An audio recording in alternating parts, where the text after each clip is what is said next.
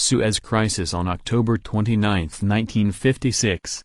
Israeli armed forces pushed into Egypt toward the Suez Canal after Egyptian President Gamal Abdel Nasser, 1918–70, nationalized the canal in July of that same year, initiating the Suez Crisis. The Israelis soon were joined by French and British forces, which nearly brought the Soviet Union into the conflict, and damaged their relationships with the United States. In the end, the British, French and Israeli governments withdrew their troops in late 1956 and early 1957. Contents: Suez Crisis. Background: Suez Crisis, 1956–57. Suez Crisis. Background: the catalyst for the joint Israeli-British-French attack on Egypt was the nationalization of the Suez Canal by Egyptian leader Gamal Abdel Nasser in July 1956. The situation had been brewing for some time. 2 years earlier, the Egyptian military had begun pressuring the British to end their military presence, which had been granted in the 1936 Anglo-Egyptian Treaty, in the Canal Zone. Nasser's armed forces also engaged in sporadic battles with Israeli soldiers along the border between the two countries, and the Egyptian leader did nothing to conceal his antipathy toward the Zionist nation. Did you know? The 120-mile Suez Canal, which connects the Mediterranean Sea and the Red Sea, took 10 years to construct and opened in 1869. The canal was developed by Frenchman Ferdinand de Lesseps, who in the 1880s made an unsuccessful attempt to develop the Panama Canal, supported by Soviet arms and money, and furious with the United States for reneging on a promise to provide funds for construction of the Aswan Dam on the Nile River.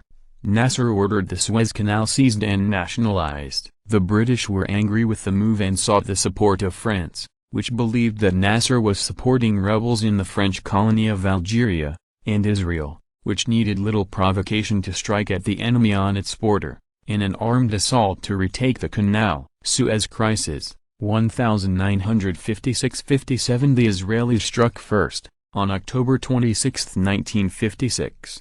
2 days later, British and French military forces joined them. Originally, forces from the three countries were set to strike at once, but the British and French troops were delayed, behind schedule, but ultimately successful. The British and French troops took control of the area around the Suez Canal. However, their hesitation had given the Soviet Union, also confronted with a growing crisis in Hungary, time to respond. The Soviets, eager to exploit Arab nationalism and gain a foothold in the Middle East, supplied arms from Czechoslovakia to the Egyptian government beginning in 1955. And eventually helped Egypt construct the Aswan Dam on the Nile River after the United States refused to support the project. Soviet leader Nikita Khrushchev, 1894–1971, railed against the invasion and threatened to rain down nuclear missiles on Western Europe if the Israeli-French-British force did not withdraw.